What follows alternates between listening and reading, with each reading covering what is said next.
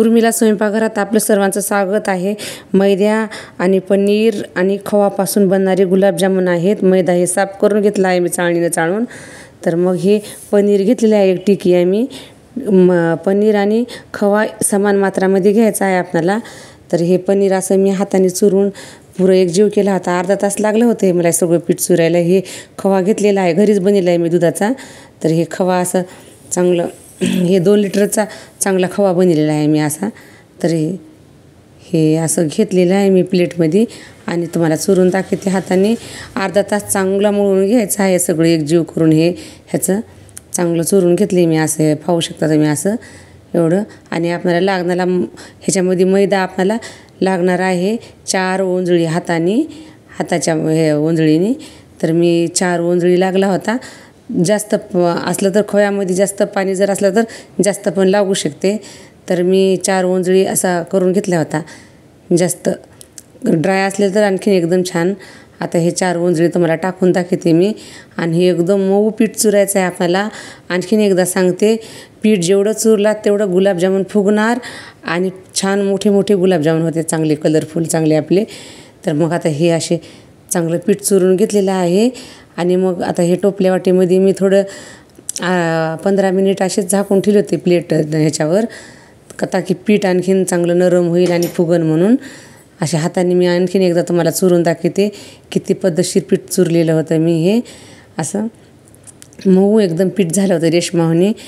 आणि मग ह्याच्यावर प्लेट अशी झाकून ठेवली 15 मिनिट। आणि पुन्हा मग ते 15 मिनिटाच्या नंतर मी तोपर्यंत चाचणी केली, तोपर्यंत मी साखरेची। तर आपल्याला लागणार आहे तर अर्धा किलो साखर लागणार आहे एवढ्या पिठाला। अर्धा किलो साखर टाकली आहे आणि अर्धा लिटर पाणी पण लागणार आहे ह्याच्यामध्ये। अर्धा लिटर पाणी टाकून द्यायचं समान मात्रामध्ये हे साखर टाकल्याच्या नंतर असं। आता हे एवढं साखर अर्धी ठेवलेली आहे मी, पाहू शकता तुम्ही असं। आता साखर टाकून घेतलेली आहे मी ह्याच्यामध्ये। आता पाणी टाकून दाखवते तुम्हाला ह्याच्यामध्ये। अर्धा लिटर पाणी, अर्धा किलो साखरला अर्धा लिटर पाणी टाकून दाखवते तुम्हाला मी असं पतील्यामध्ये। हे पतीलं मापाचंच आहे माझं हे। तर असं टाकून दाखवते तुम्हाला पाणी मी। आणि 15 मिनिट ही चाचणी होऊ द्यायची चांगली गरम। आपले गुलाबजामुन जास्तीत दिवस टिकतील, 8 दिवस चांगले असे।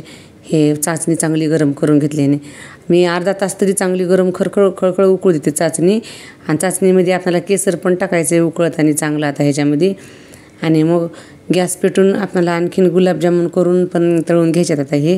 आता गुलाबजामुन तळून घेते, चाचणी झाली आहे, उकळली आहे चांगली आता मग हे तेल गरम करायला ठेवते मी गुलाबजामुनसाठी। पीठ भिजलेलं आहे आता माझं 15 मिनिट। आता हे टाकलेलं आहे असं। आता हे गॅस पेटून घेतलं आहे मी, कढई ठेवली वरी गॅसवर। तर आता ह्याच्यामध्ये तेल लागणार आता आपल्याला। जास्त तेल टाकून घ्यायचं आणि नॉनस्टिक कढईमध्येच तळायचं आपल्याला, ताकी दुसऱ्या कढईमध्ये हे घरगुती आपण पीठ तयार केलेलं ना चिटकू शकते। त्यामुळं नॉनस्टिक कढईमध्येच तळायचं। आणि ही चाचणी पण व्हायला, चाचणी खूप वेळ कडकड होऊ दिली होती मी। आणि चुटकीभर थोडंसं मीठ टाकायचं टेस्टीसाठी आपल्याला। काही गोड वस्तू केलं ना थोडं चुटकीभर मीठ टाकल्याने टेस्ट लागते चांगलं। आणि हे बेकिंग पावडर पण थोडंसं टाकून दाखवते चुटकीभर तुम्हाला। जेव्हा करायचं तेव्हाच टाकायचं हे पावडर, अगोदर टाकून नाही ठेवायचं। आणि ह्याचे छोटे छोटे गोळे पण करून दाखवणार आहे तुम्हाला मी हे सगळं। आता हे असं पीठ चुरून घेतले मी आणखीन एकदा। आता आणि याचे छोटे छोटे गोळे करून दाखवते तुम्हाला मी। तुम्ही पाहू शकता किती स्मूथ पीठ झालेलं आहे। आणि याचा कलर पण छान येणार आहे आता गुलाबजामुन तळल्यावर। आता हे असे छोटे छोटे गोळे करून दाखवते तुम्हाला मी, असे करून घेतले। आणि पटकन होऊ लागले चांगले लवकर। हे रेडीमेड पिठापेक्षा हे कितीतरी छान वाटू लागलं मला हे असं करायला। हे केसर टाकून दाखवते तुम्हाला मी। केसर अगोदर पण भिजून ठेवलं आणि त्याचं पाणी टाकलं तरी चालतं आहे दुधामध्ये, ते असं पाण्यामध्ये भिजून। आणि हे गोळे छोटे छोटे करून अगोदर एक गोळा करून बघितला मी गुलाबजामुनचा आणि तळून बघितला, ते चिटकला नाही म्हणून आणखीन मग करून टाकले गुलाबजामुन। आणि हे चाचणी पण व्हायली मी बघा, एक तार चांगली झालेली चाळणी आता चाचणी चांगली कडक झालेली आहे आता। गुलाबजामुन खराब होऊ नये म्हणून चाचणी एवढी चांगली करायची असते आपण। हलकी चाचणी केली ना मग गुलाबजामुन लगेच चिटून जातात हे। मग आता हे असे तळून घेतलेले आहेत मी। आणखीन एकदा तळायचे तर मला हे थोडं तोडून बघते मी, थोडं कच्चे होते म्हणून आणखीन एकदा तळणार आहे मी। हे एवढे तळून घ्यायले आणखीन मी गुलाबजामुन। हे चाचणी पण उकळायले, पटकन होतात हे आपले गुलाबजामुन। हे असे 1 तासामध्ये गुलाबजामुन घरच्या पिठाने आणखीन चांगले पद्धतशीर. आता हे असे तळून घेतलेत मी गुलाबजामुन. किती कलर सुंदर आला आहे कलर. आता हे चाचणी गॅस बंद करून टाकला आहे मी.